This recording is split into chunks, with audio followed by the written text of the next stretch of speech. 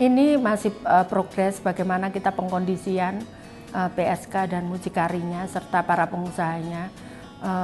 Saya berharap paling lambat tahun depan sudah bisa kita tangani. Sekali lagi saya berharap warga di sekitar situ juga para PSK tidak egois karena ini menyangkut masa depan anak-anak.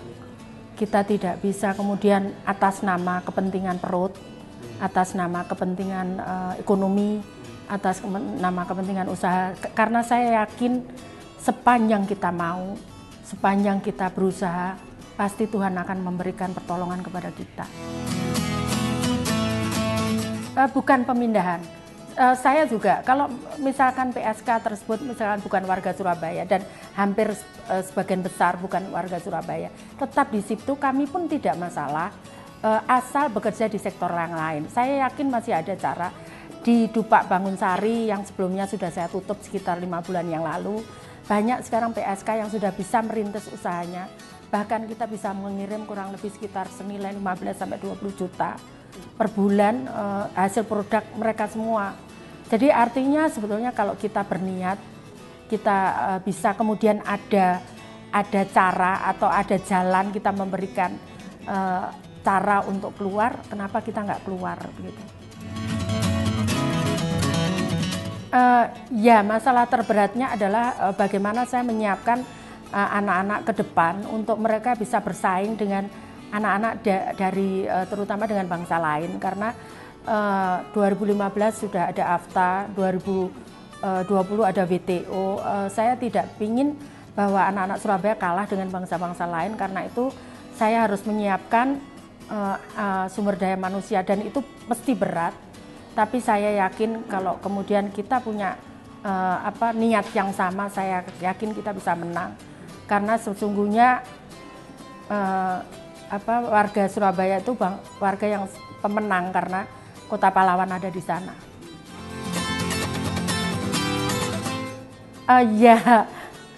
Kebetulan ajudan saya melahirkan gitu, perempuan.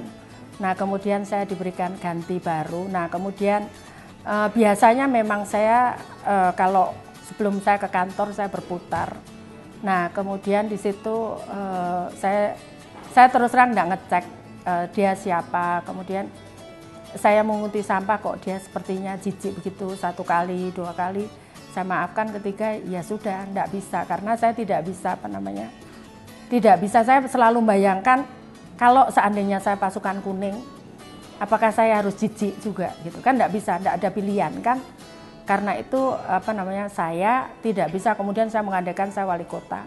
Saya adalah pimpinannya pasukan kuning dan saya harus bisa merasakan apa yang dirasakan oleh pasukan kuning. Enggak, waktu itu diusulkan saya memang tidak mau. Saya terus terang, saya tetap percaya bahwa jabatan itu amanah karena berat sekali menjadi seorang wali kota, menjadi seorang gubernur, apalagi menjadi seorang presiden. Itu berat sekali, harus ada kekuatan ekstra yang itu hanya dimiliki oleh Tuhan. Karena yang kita manusia tidak bisa memintanya. Saya tetap yakin itu karena itu harus benar-benar turun dari Tuhan gitu. Dan saya juga waktu jadi wali kota pun saya tidak pernah, jangankan minta, berdoa aja saya tidak berani untuk jadi wali kota gitu, karena saya yakin itu berat pasti. Dan memang itu berat, tapi karena kemudian ada tangan-tangan Tuhan yang membantu saya, itu menjadi meringankan beban saya. Ya, amanah saya sekarang ini, amanah saya sebagai wali kota Surabaya, saya tidak mau berkhianat pada warga Surabaya. Bahwa warga Surabaya mereka memilih saya tentunya bukan tanpa harapan. Pasti mereka ingin saya bisa membantu mereka. Nah kemudian kalau saya meninggalkan mereka kan artinya saya berkhianat pada mereka.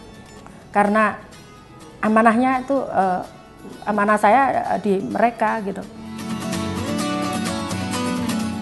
Sekali lagi saya tidak pernah meminta, itu nanti Tuhan yang akan mengatur. Dan kenapa? Karena sekali lagi saya bukan saya ditanya, karena kalau saya ditanya saya akan tidak mau. Saya disuruh ikut fit and proper test, saya tidak akan mau, apapun caranya saya akan tolak. alasannya. Jadi saya tidak akan meminta itu. Apa saja saya tidak pernah mau minta itu. Cagup itu berat, kayak kita sama saja gubernur itu juga berat ya, sekian juta orang yang harus ditangani, berat sama beratnya. Karena sekali lagi jabatan itu bukan hanya saya bisa aja menipu warga Surabaya, oh ya saya tipu, saya kasih yang baik-baik, tapi kan Tuhan tidak bisa saya tipu. Apakah yang saya lakukan ini benar untuk mereka atau hanya saya untuk membohongi mereka? Itu kan Tuhan tahu. Dan disitulah letak saya kuat atau tidak. Karena kalau dilihat sebetulnya saya hanya tidur 1 jam, 2 jam. Tapi kenapa kemudian saya kuat? Itu karena memang dibantu Tuhan gitu. Sebetulnya kalau dilihat masyarakatnya bagus di Jakarta karena educated, hampir 50% educated gitu. Sangat-sangat bagus gitu. Kemudian yang kedua punya resource uang yang cukup besar gitu. Nah, artinya sebetulnya ini bisa dimanfaatkan. Saya yakin